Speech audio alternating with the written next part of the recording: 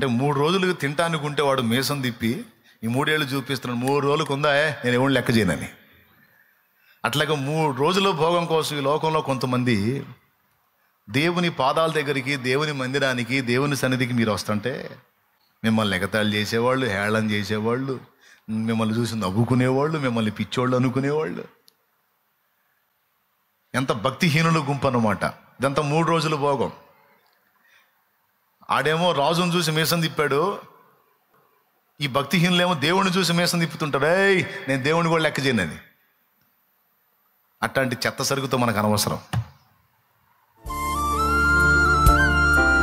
వాక్యం చూద్దాం. రోమాపత్రిక 12వ అధ్యాయము 19వ వచనాన్ని చదువుతున్నాను, చూడండి. ప్రియులారా, మీకు మీరే పగ తీర్చుకొనక దేవుని ఉగ్రతకు చోటియుడి. పగ తీర్చుట నా పని, నేనే ప్రతిఫలము నీతును అని ప్రభు చెప్పుచున్నాడని వ్రాయబడి ఉన్నది. మళ్ళొకసారి చదువుతున్నాను, చూడండి. ప్రియులారా, మీకు మీరే పగ తీర్చుకొనక దేవుని ఉగ్రతకు చోటియుడి. పగ తీర్చుట నా పని, నేనే ప్రతిఫలము నీతును అని ప్రభు చెప్పుచున్నాడని వ్రాయబడి ఉన్నది. ప్రభునందు ప్రియులారా, లోకంలో మనుషులు 2 రకాలు ఉంటారు. 2 రకాలు: భక్తులు, భక్తిహీనులు. ఈ భక్తుల్లో 2 రకాలు ఉంటారు. లోకంలో మనుషులు 2 రకాలు: భక్తులు, భక్తిహీనులు. ఈ భక్తిహీనుల్ని పక్కన పెడితే భక్తుల్లో 2 రకాలు ఉంటారు. మళ్ళీ జ్ఞానానుసారమైన భక్తి చేసేవాళ్ళు, అజ్ఞానానుసారమైన భక్తి చేసేవాళ్ళు. భక్తి మంచిది, దైవభక్తి అనేది మంచిది. దేవుని యందు ప్రేమ కలిగి, దేవుని యందు భక్తి కలిగి, దేవుని భయం కలిగి బ్రతికేవాడు దేవునికి ఇష్టడు. దేవుడు ఉన్నాడని నమ్మినోడే కదా దేవునికి భయపడతాడు, దేవునికి భక్తి చేస్తాడు. దేవుని పెద్దగా విశ్వసించినోడు దేవుని గురించి అంతగా పట్టించుకోడు. వాని భక్తి ఎట్లా ఉంటుందంటే, ఎప్పుడో సంవత్సరానికి ఒకసారి దేవుడా అన్నట్టు ఉంటుంది. కానీ నిజంగా దేవుడు ఉన్నాడని నమ్మి దేవునికి భయపడేవాడు, దేవుణ్ణి ప్రేమించేవాడు సంవత్సరానికి ఒకసారి కాదు, ప్రతిదినం దేవుని గురించి ఆలోచిస్తాడు. తన ఉనికికి, తన జన్మకి, తన జీవితానికి, తన గమనానికి, తన ముగింపుకి కారణమైన దేవుణ్ణి నిరంతరం తన అంతరంగంలో తలపోసుకుంటూ ఉంటాడు. ఇలా తలపోసుకుంటూ దేవుని యందు ప్రేమ, దృష్టి, భక్తి కలిగి ఉన్నటువంటి వాడిని భక్తిపరుడు అంటారు. భక్తిహీనుడు ఏంటంటే దేవుణ్ణి లెక్క చేయడు. కష్టపడుతున్నాను, సంపాదించుకుంటున్నాను, తింటున్నాను, అనుభవిస్తున్నాను, నా ఇష్టం, నా కష్టం అని వాడు దేవుణ్ణి లెక్క చేయడు. సరే, అట్లాంటి వాళ్ళని పక్కన పెట్టేద్దాం. దేవుడు ఉన్నాడని నమ్మి భక్తి చేసే వాళ్ళది 2 రకాలు అన్నాను. వాళ్ళలో ఒకళ్ళు జ్ఞానానుసారమైన భక్తి చేసేవాళ్ళు, ఒకళ్ళు అజ్ఞానానుసారమైన భక్తి చేసేవాళ్ళు. ఈ జ్ఞానానుసారమైనటువంటి భక్తి చేసేవాళ్ళు ఎవరంటే, తమ సృష్టికర్త ఎవరో కనుగొని ఆయనను మాత్రమే హత్తుకొని, ఆయనను మాత్రమే సేవించాలనే స్థిర తీర్మానం కలిగి ఆయన వెంబడించేవాళ్ళు, ఆయన తెలుసుకున్నవాళ్ళు, ఆయన్ని కలుసుకున్నవాళ్ళు జ్ఞానానుసారమైన భక్తి చేసేవాళ్ళు. భక్తులే కానీ అజ్ఞానులు అని కొంతమందిని గురించి ఎందుకన్నానంటే, వాళ్ళకి దేవుని యందు ప్రేమ ఉంది, భక్తి ఉంది, విశ్వాసం ఉంది, కానీ ఆ దేవుడు ఎవరో తెలియదు. ఇక వాళ్ళకి ఎవరు ఏది చెబితే అది నమ్మి, మరి జ్ఞానం లేనివాడు ప్రతి మాట నమ్మునని బైబిల్లో ఉంది కనుక, తాము ఏం చేస్తున్నారో, ఎవరికి చేస్తున్నారో, తాము చేసేటువంటి భక్తి తమల్ని రక్షించగలదా లేదనే గ్రహింపు లేకుండా భక్తి చేస్తూ వెళ్ళిపోతూ ఉంటారు.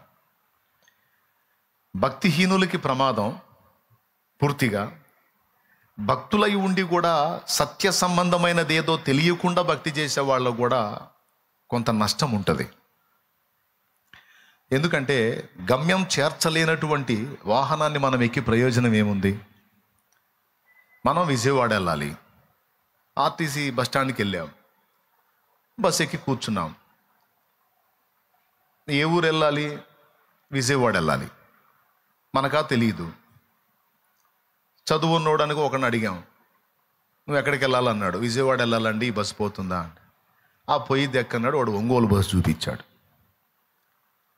ఎక్కి కూర్చున్నాం. మనకు తెలియదు, వాడు చెప్పాడు, మనం ఎక్కి కూర్చున్నాం.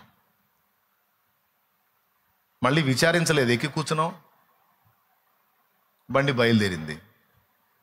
కండక్టర్ వచ్చాడు. ఎక్కడికి అన్నాడు. ఎక్కడికే ఉందండి, ఈ బస్సు ఎక్కడికి పోయిందో నాకు తెలుసు కదా, ఎక్కడికి పోయింది అక్కడికి కొట్టండి అన్నాడు. అందరూ ఎక్కడికో, నేను అక్కడికే అంటే టికెట్ కొట్టాడు. ఎక్కడికి కొడతాడు? ఒంగోలు కొడతాడు. ఎందుకంటే బస్సు పోయేది ఒంగోలు వరకు. ఇచ్చాడు, డబ్బులు తీసుకున్నాడు, వెళ్ళిపోయి కూర్చున్నాడు. ఇక ఎంత ప్రయాణం చేసి చివరికి ఎక్కడికి చేరుతాడు? తాను అనుకున్న విజయవాడ చేరడు, తాను అనుకున్నని ఒంగోలు చేరతాడు. మరి ఇది నష్టమా లాభమా? తీరా ఒంగోలు పోయిన తర్వాత చూసుకుంటే, ఇదేందండి, ఇదేంది, ఏ ఊరు ఇది అంటే ఒంగోలు బాబు అన్న. ఒంగోలు రావటం ఏందండి, నేను విజయవాడకి కదా ఎక్కింది. విజయవాడకి ఎక్కావా? విజయవాడ బస్సు కాదు కదా, ఇది ఒంగోలు బస్సు. కనీసం టికెట్ కొట్టేటప్పుడు నేను అడిగినప్పుడు విజయవాడ అంటే నేను దించేవాడిని కదా, అందరూ ఆడికో నేను ఆడికంటివి, అందరూ ఒంగోలు దిగుతున్నారు, నువ్వు కూడా దిగంటాడు. ఇప్పుడు ఏం చేయాలా? ఇక్కడ టైం అంతా వేస్ట్ అయింది, పైసలు వేస్ట్ అయినాయి. ఇప్పుడు చెవులు జాడించుకుంటూ మళ్ళా జర్నీ చేయాలి. ఇక్కడ పాయింట్ ఏంటంటే, భక్తి కలిగిన వాళ్ళని తప్పకుండా దేవుడు దర్శిస్తాడు. వాళ్ళు అజ్ఞానంలో ఉన్నారనుకోండి, పాపం భక్తులే, దేవుడు అంటే విశ్వాసం ఉంది, దేవుడు అంటే భయం ఉంది, ప్రేమ ఉంది, కానీ ఆ దేవుడు ఎవరో తెలియదు. ఇక ఎవరు ఏది చెబితే అది అటుబడి నడిపించుకుంటూ వెళ్ళిపోతున్నారు వాళ్ళు.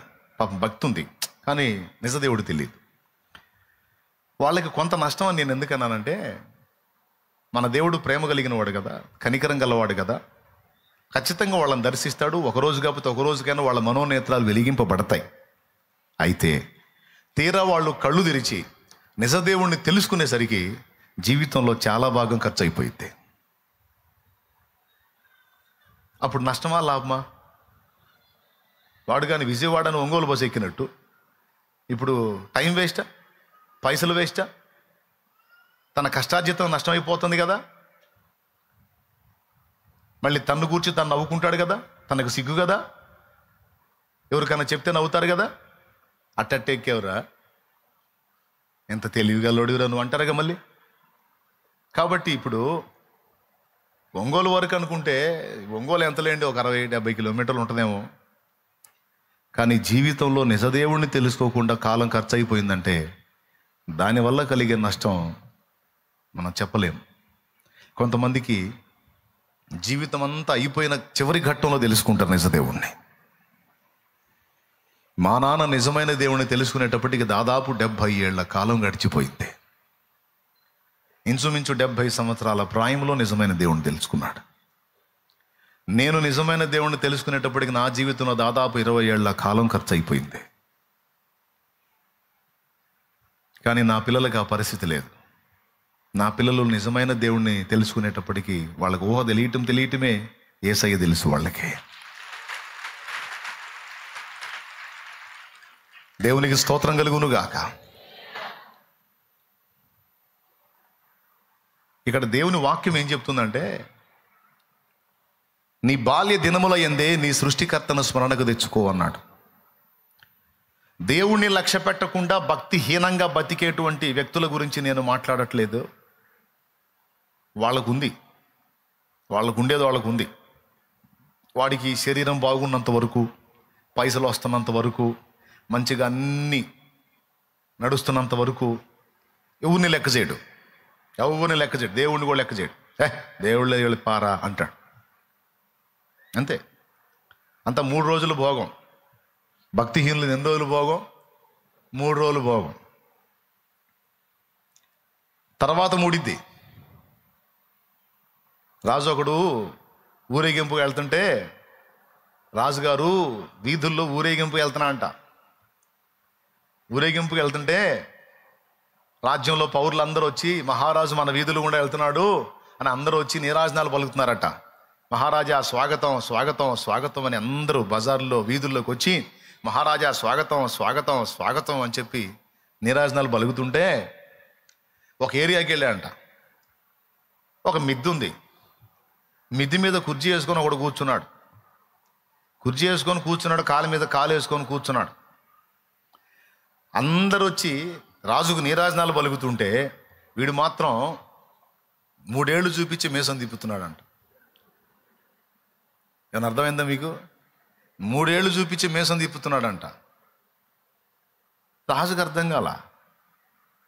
ఏందిరా వాడు, రాజ్యంలో పౌరులందరూ వీధుల్లోకి వచ్చి నాకు నీరాజనాలు పలుకుతుంటే వాడివుడురా నన్ను లెక్క చేయట్లేదు, నేను 3 ఏళ్ళు చూపిస్తున్నాడు, మీసం తిప్పుతున్నాడు, ఏందిరా వాడి కథ అని అడిగాడు. అడిగితే మంత్రి నేను కనుక్కొని వస్తానండి అని పోయాడు. పోయి వాడి దగ్గరికి వెళ్ళి మాట్లాడి రిటర్న్ వచ్చాడు. రాజుకి ఇంతమంది నీరాజనాలు పలికితే అదేం అనిపించలేదు, కానీ వాడొక్కడు మీసం తిప్పి 3 ఏళ్ళు చూపించేసరికి వీడికి ఆశ్చర్యం కలిగింది రాజుకి. ఏందిరా వాడు ఏంది అసలు 3 ఏళ్ళు ఏంది, వాడు మీసం తిప్పటం ఏందంటే ఆ మంత్రి వచ్చి చెప్తున్నా అంట, మహారాజా వాడికి 3 రోజులకి తినటానికి ఉందంట, మహారాజును కూడా లెక్క చేయను, నేను ఎవరిని లెక్క చేయను అంటున్నాడు వాడు. అది వాడి గొడవ అన్నాడు. నీకేమైనా అర్థమైందా? అంటే 3 రోజులకు తినటానికి ఉంటే వాడు మీసం తిప్పి ఈ 3 ఏళ్ళు చూపిస్తున్నాడు, 3 రోజులకు ఉందా నేను ఎవరిని లెక్క చేయనని. అట్లాగే 3 రోజుల భోగం కోసం ఈ లోకంలో కొంతమంది దేవుని పాదాల దగ్గరికి, దేవుని మందిరానికి, దేవుని సన్నిధికి మీరు వస్తుంటే మిమ్మల్ని ఎగతాళి చేసేవాళ్ళు, హేళన చేసేవాళ్ళు, మిమ్మల్ని చూసి నవ్వుకునేవాళ్ళు, మిమ్మల్ని పిచ్చోళ్ళు అనుకునేవాళ్ళు. ఎంత భక్తిహీనుల గుంపు అన్నమాట. ఇదంతా 3 రోజుల భోగం. ఆడేమో రాజును చూసి మీసం తిప్పాడు, ఈ భక్తిహీనులేమో దేవుడిని చూసి మీసం తిప్పుతుంటారు, నేను దేవుడిని కూడా లెక్క చేయనని. అట్లాంటి చెత్త సరుకుతో మనకు అనవసరం.